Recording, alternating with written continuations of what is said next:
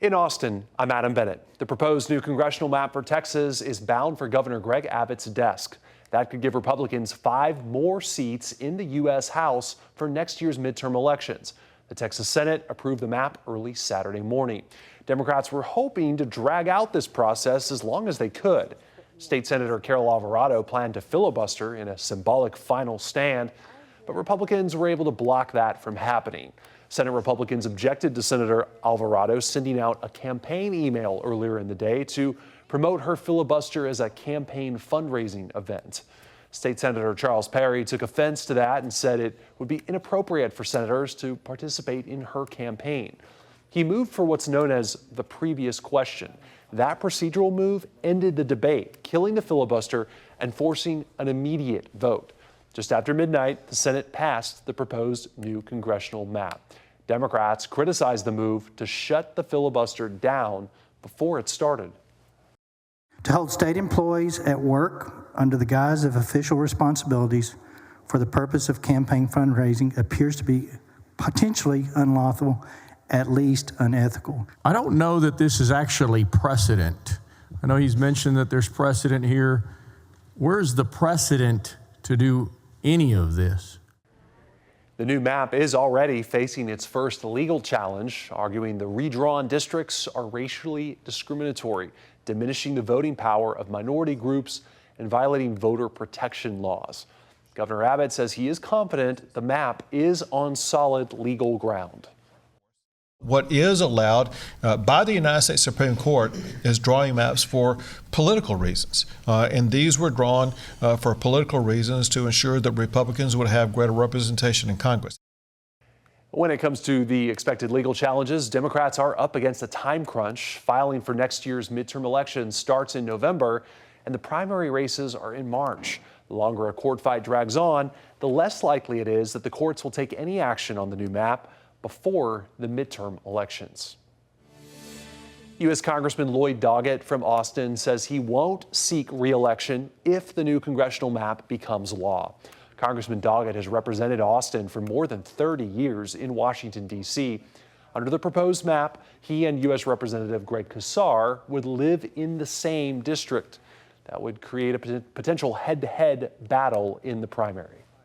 If the only choice is to have myself and Congressman Casar competing in the district I represent today, which under the Trump maps has more than 2/3 of the people I represent and only a fraction of those he represents, I will still stand aside because I think it's more important to fight Trump tyranny than to fight one another.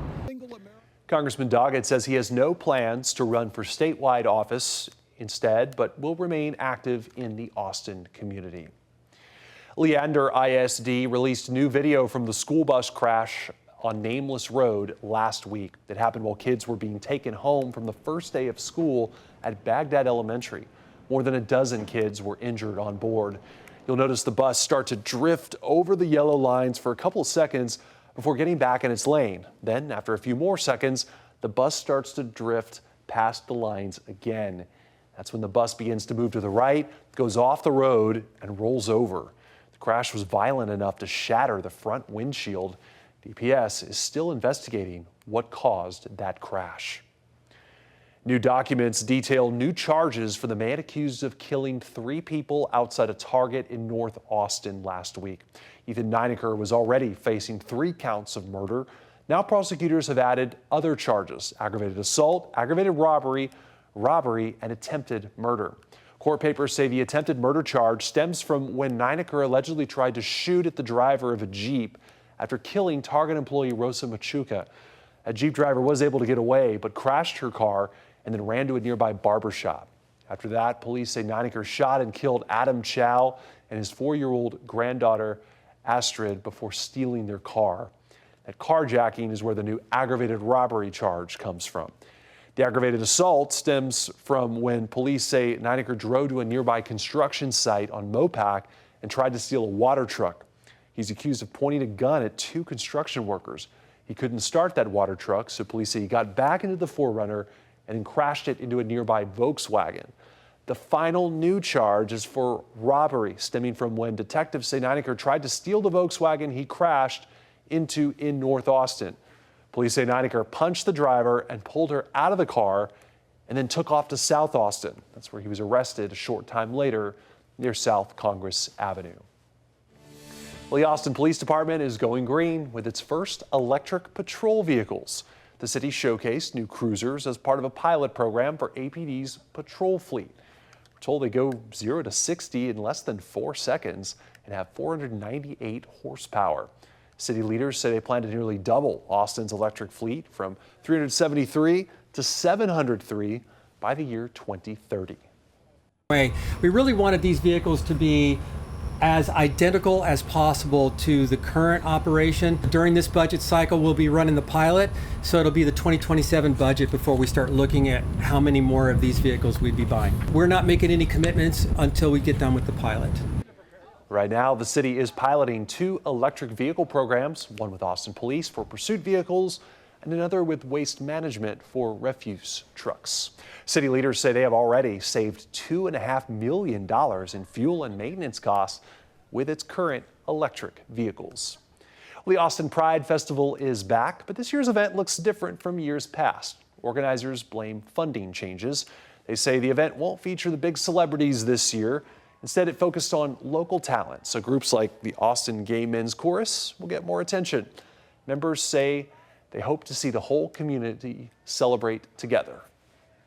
I think it's just a reminder to show up and show support. You know, even though that funding isn't coming from the channels that it used to, it doesn't mean that support has stopped altogether. We can support each other as a community. And one event is giving couples a fun way to show their love.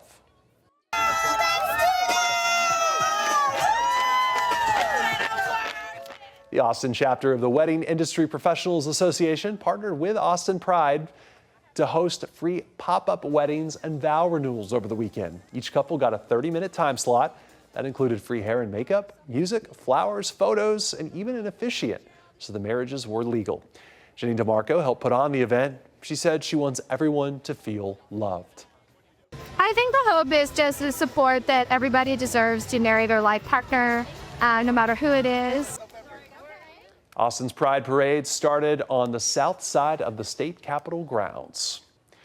Well, a South Austin church that was recently vandalized unveiled their new Progress Pride flag. It was part of Life in the City Church's annual Pride celebration worship service. Their old flag was torn down during that vandalism a few weeks ago. But instead of throwing it out, community members restored it in a new way. The church's artistic director, Crystal Paul, identifies as queer. She thinks the new flag is even better than before. For me to watch that be tattered and then put back together in this really beautiful way, it kind of speaks to my own experience of having to go through some brokenness of old church experiences that told me I couldn't be who I was and put me back together within this congregation. Church members say they've chosen to turn a hateful act of vandalism into a story of resilience. Those are the headlines here in Austin. I'm Adam Bennett.